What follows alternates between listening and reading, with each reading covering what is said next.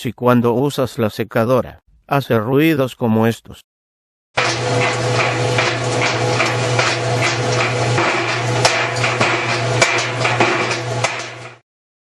Una de las piezas que tienes que comprobar son los deflectores dentro del tambor, para ver si están flojos o rotos. Abra la puerta de la secadora y mueva los deflectores para ver si están flojos.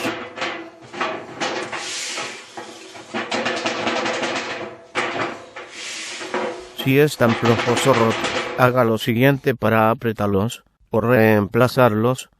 Desconecte la secadora del tomacorriente. Remueva estos dos tornillos y remueva el panel superior. Dele vueltas al tambor hasta que puedas ver los tornillos de los deflectores y apriételos.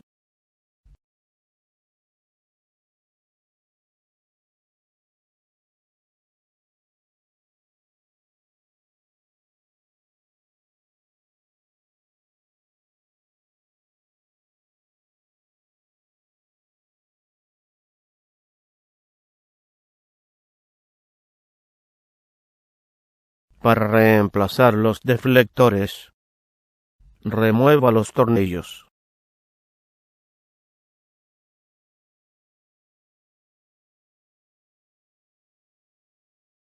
Y remueva el deflector dañado. Ponga el nuevo en su sitio y enrosquele los tornillos.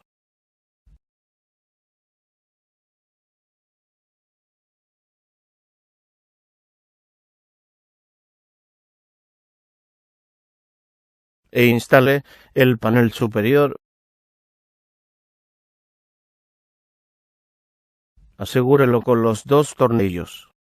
Asegúrese de que los deflectores estén fijos en su sitio. Cierre la puerta y trate la secadora para ver cómo funciona ahora.